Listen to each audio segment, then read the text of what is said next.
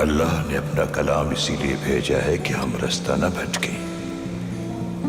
انسان پہلے بھی کئی بار گمراہ ہو چکا ہے، صراط مستقیم چھوڑ کے جھوٹے خداؤں کی عبادت کرنے لگا، لیکن اللہ بہت کریم ہے، اجرت نہیں کرتا اپنے بندوں کو سزا دینے میں۔ قرآن پاک نازل فرما کر اس نے ہم پر رحم کیا ہے تاکہ ہم گمراہ نہ ہوں اور اس سے رہنمائی حاصل کریں۔ پیغمبر اکرم کو ہمارا رہبر بنایا، جنہوں نے ان کی پکار پر لبیک کہا اور صراط مستقیم پر قائم رہے۔ قرآن پاک کی تعلیمات سے وہی فیض پاتے ہیں، وہی خوش نصیب اس زندگی اور ابدی زندگی کے فاتح ہیں۔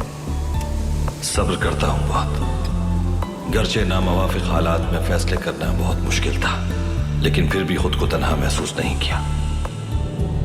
بے شک اللہ تمہارے ساتھ ہے فرزند، وہ انہی بندوں کا امتحان لیتا